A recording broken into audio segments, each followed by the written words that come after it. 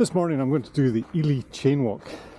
This is a series of chains that go along and around the cliffs on the edge of Elie. It's fun, good walk, but you should only do it when the tide is out. If the tide's in, you can't actually get round on the chains. You should go over the top of the cliffs instead. Thankfully the sun's out, so it looks like it's going to be a beautiful day for it.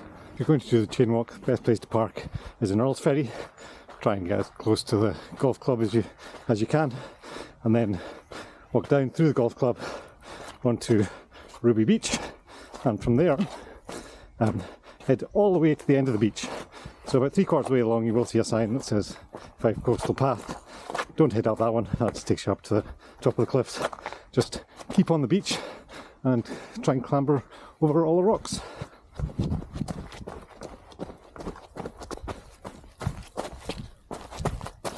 If you stick to the bottom of the cliffs, there's a path that takes you to the start of the walk.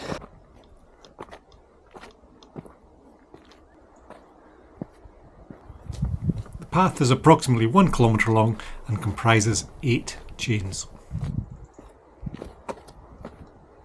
The sign warns people to watch out not only for the incoming tide, but also for loose rocks falling from the cliffs above.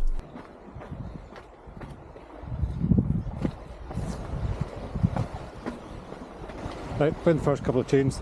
The first one is sort of horizontal, and the second one goes along the side of the cliff there, and then you come round, down, and you have to clamber up onto the top. I remember it being okay. Let's see how it is. I don't think it's a bit wet overnight. The Elie chain walk is often called Scotland's only Via Ferrata, which refers to climbing routes in the Alps that make use of iron cables and iron steps. But there's also a Via Ferrata in Kinlochleven, and it also calls itself Scotland's only Via Ferrata.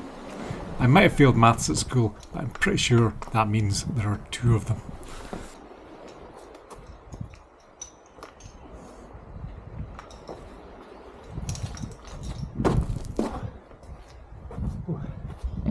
That one was okay. This one might be a bit trickier. The trail dates back to the 1920s when a number of Elie and Earl's Ferry locals sought to make the shoreline along Kincraig Point more accessible. Together they raised £100 and commissioned a local blacksmith to fasten posts and chains, as well as carve out footholds in the rock.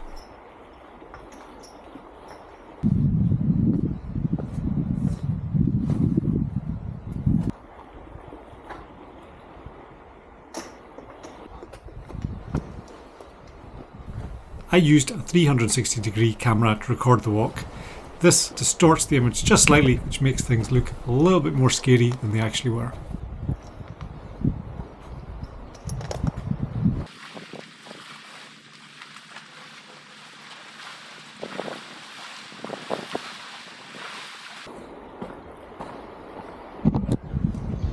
Whoa.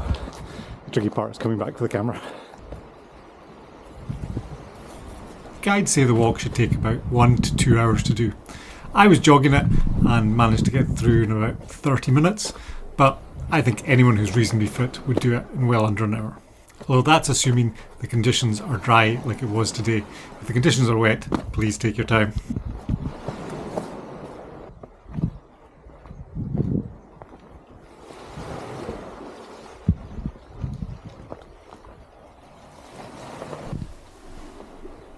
The walk can be done as part of the Fife Coastal Path, which runs over 183 kilometres from Kincardine to Newborough. Over the last 10 years, I've walked or ran most of the route. The best section is from Elie to St Andrews, which is beautiful scenery and great beaches.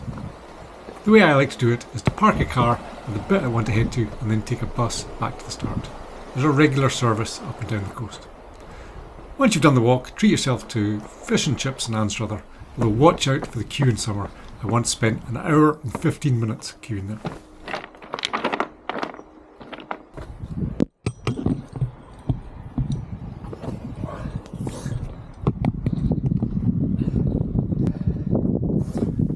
I've only ever done the route in the direction of Elie to Ruby Bay. I'd be interested to know if you've done it the other way. Is it easier or is it harder?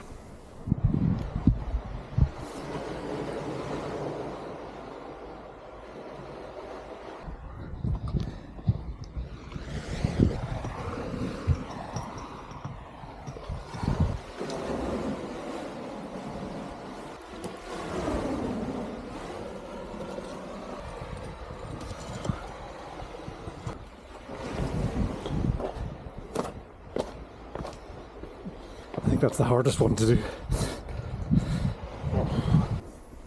If you do come to Elie, check out an unusual feature at the golf club.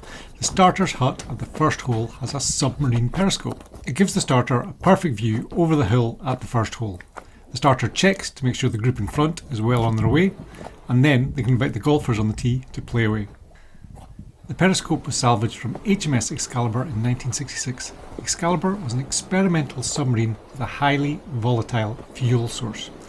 There is no amount of money you could pay me that would convince me to take a trip on that sub. Whilst editing this footage, I discovered I had a bald patch on the back of my head. I must be getting old.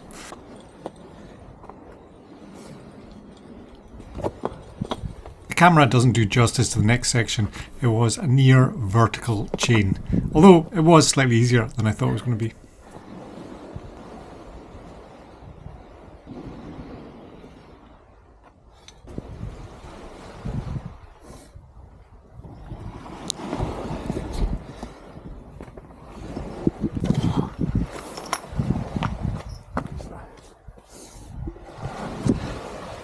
Oh, actually, I was more straightforward than I thought. There's big footholds cut into the rock, made it quite easy to get down.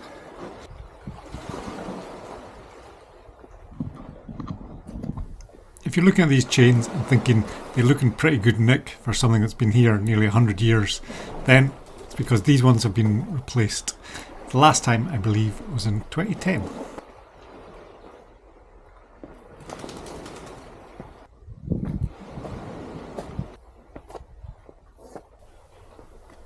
This is the last chain, chain number 8, and it's pretty easy.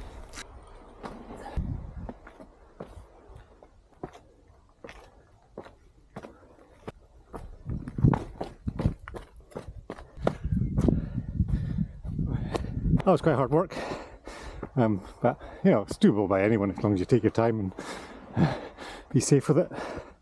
So definitely don't do it holding a camera in one hand. That makes it slightly more tricky. But I've seen kids do it, I've seen old folk do it. You know, just pick a nice day, come along and make sure it's dry.